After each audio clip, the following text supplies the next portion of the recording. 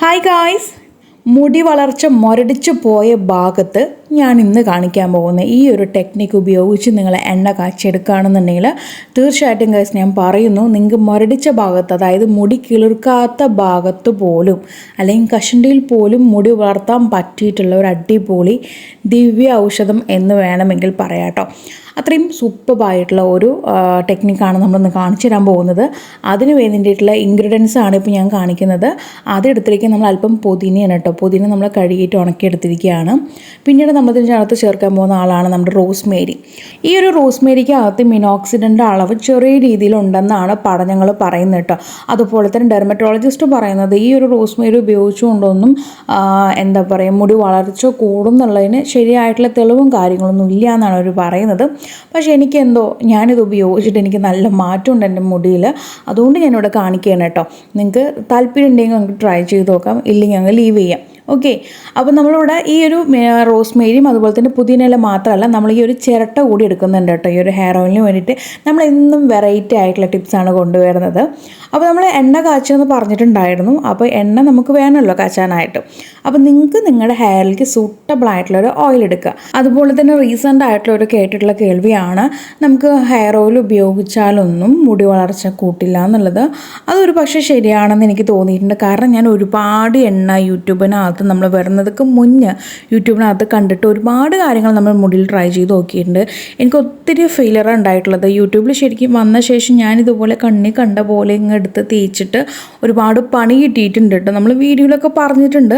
അതുകൊണ്ടാണ് അധികം ഞാൻ മുടിയിൽ മേലെ കളിക്കാത്തത്. ഓക്കെ, പിന്നെ മുടിയിൽ മേലെ കളിച്ചിട്ട് റിസൾട്ട് കിട്ടിയിട്ടുള്ള കാര്യങ്ങളൊക്കെ ഞാൻ അപ്ലോഡ് ചെയ്തിട്ടുണ്ട്.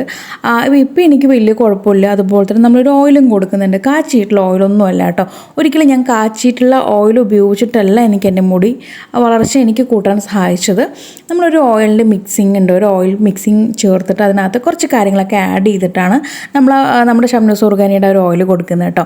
അപ്പോൾ ആ ഒരു ഓയിൽ ഉപയോഗിച്ചുകൊണ്ടാണ് എൻ്റെ മുടിയിൽ ഇത്രയും, ഞാൻ യൂട്യൂബിനകത്ത് കണ്ടതെല്ലാം പരീക്ഷിച്ച് നോക്കി കിട്ടാത്ത റിസൾട്ടാണ് എനിക്ക് എൻ്റെ ഈ ഒരു ഓയിൽ മേൽ എനിക്ക് കിട്ടിയത് കേട്ടോ. കാച്ചിയ എണ്ണയും അതുപോലെ തന്നെ അതല്ലാത്ത എണ്ണയും എല്ലാം ഞാൻ ട്രൈ ചെയ്ത് നോക്കിയിട്ടുണ്ട്. വെളിച്ചെണ്ണ എനിക്ക് എൻ്റെ മുടിക്ക് സെറ്റാവില്ല. നമ്മുടെ കോക്കനട്ട് ഓയിൽ ഉണ്ടല്ലോ, അത് ഒരിക്കലും സെറ്റാവില്ല കേട്ടോ. അപ്പോൾ ഞാൻ റീസെൻ്റ് ആയിട്ടുള്ള കേട്ടുള്ള കാര്യമാണ്, നമുക്ക് ഓയിൽ ഉപയോഗിച്ചാൽ മുടി വളർച്ച കൂട്ടാൻ പറ്റില്ല. ശരിയാണ്, മുടി വളർച്ച കൂട്ടാൻ പറ്റില്ല. പക്ഷേ മുടി നല്ല രീതിക്ക് കണ്ടീഷണറായിട്ട് നല്ല മോയ്സ്ചറായിട്ട് ഇരിക്കാനായിട്ടൊക്കെ നമുക്ക് ഹെൽപ്പ് ചെയ്യും കേട്ടോ. അത് പറയാനൊരു കാരണമുണ്ട്. കാരണം നമുക്ക് മുടിയിൽ എണ്ണ തേച്ചിട്ട് നമ്മൾ പുറത്തൊക്കെ പോയിട്ടുണ്ടെങ്കിൽ പുറത്തുണ്ടാവുന്ന പൊല്യൂഷനും ഡേട്ടും കംപ്ലീറ്റ് ആയിട്ട് നമുക്ക് നമ്മുടെ സ്കാൽപ്പിൽ ഉപയോഗിച്ചിട്ടുള്ള എണ്ണ അബ്സോർബ് ചെയ്യും കേട്ടോ. നമ്മളിതിൻ്റെ ഇതിൽ കൂടെ നമ്മുടെ ഓയിൽ കാച്ചിയെടുക്കുന്നുണ്ട്. ഏറ്റവും ലോ ഫ്ലെയിമിലിട്ടിട്ടാണ് നമ്മൾ ഈ പറഞ്ഞ ഇൻഗ്രീഡിയൻസ് എല്ലാം കൂടി ചേർന്ന് നമ്മൾ ഇതിനകത്തേക്ക് ചൂടാക്കി കൊണ്ടുവരണം കേട്ടോ. നന്നായിട്ട് അതങ്ങ് തിളച്ച് വരണം കേട്ടോ. അതിനകത്തിട്ടിരിക്കുന്ന പുതിന ഇലയാണെങ്കിലും ആ റോസ്മേരിയുടെ എക്സ്ട്രാക്റ്റ് കംപ്ലീറ്റും ആ എണ്ണയ്ക്കകത്ത് ഇറങ്ങണം കേട്ടോ. അപ്പോൾ നമ്മൾ പറഞ്ഞു വന്നത് ഈ ഡേറ്റ് കംപ്ലീറ്റും ഇതിനകത്തേക്ക് അബ്സോർബ് ചെയ്യും, നമ്മുടെ സ്കാൽപ്പിലേക്ക് അബ്സോർബ് ചെയ്തിട്ട് നമ്മുടെ സ്കാൽപ്പിനെ വൃത്തിയില്ലാണ്ടാക്കി അങ്ങോട്ട് ആക്കി തരും കേട്ടോ. അൺഹൈജീനിക് ആക്കി തരും. ഇങ്ങനെ സംഭവിക്കുമ്പോഴാണ് നമുക്ക് ഡാൻഡ്രഫ് വരുന്നത്. അതുപോലെ തന്നെ നമുക്ക് ഈ ഒരു ഓയിൽ മാത്രമല്ല നമ്മുടെ സ്കാൽപ്പിലുള്ളത്, നമുക്ക് നാച്ചുറലായിട്ട് നമ്മുടെ മുടി പ്രൊഡ്യൂസ് ചെയ്യുന്ന ഓയിലുണ്ട്, നമ്മുടെ സെബം.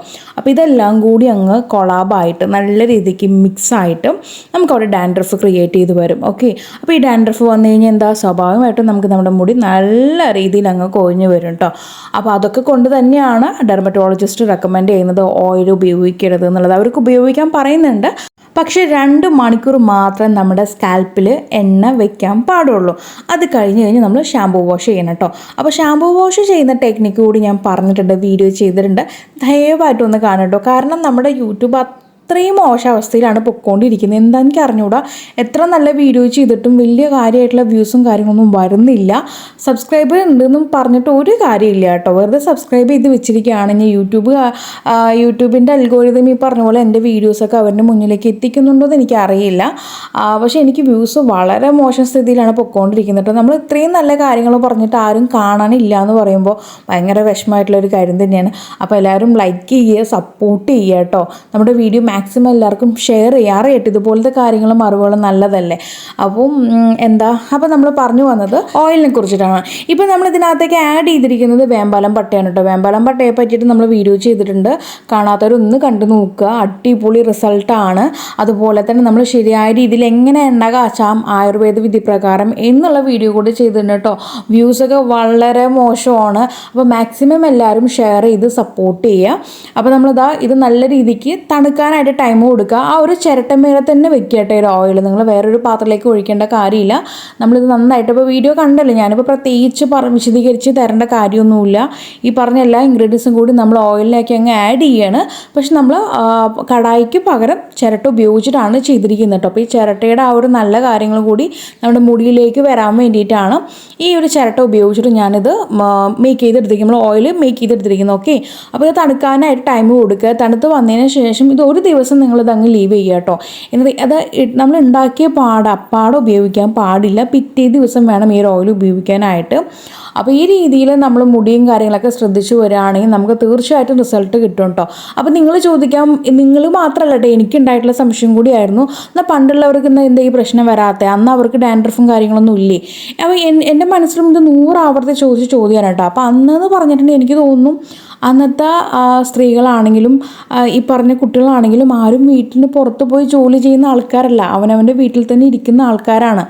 അപ്പോൾ വീട്ടിലിരുന്നുകൊണ്ട് നമുക്ക് ഈ പറഞ്ഞ പോലെ എണ്ണ അപ്ലൈ ചെയ്തിട്ട് വെച്ചാലും കാര്യമായിട്ട് ഡേർട്ടോ പൊല്യൂഷനോ ഉണ്ടാവുന്നില്ല. പിന്നെ അന്നത്തെ ആ ഒരു പ്രകൃതി എന്ന് പറഞ്ഞാൽ അത്രയും അടിപൊളിയായിട്ടുള്ള സുന്ദരമായിട്ടുള്ളൊരു പ്രകൃതിയായിരുന്നു നമ്മുടെ ഇന്നത്തെ പ്രകൃതിയെ വെച്ച് കമ്പയർ ചെയ്യുമ്പോൾ കേട്ടോ.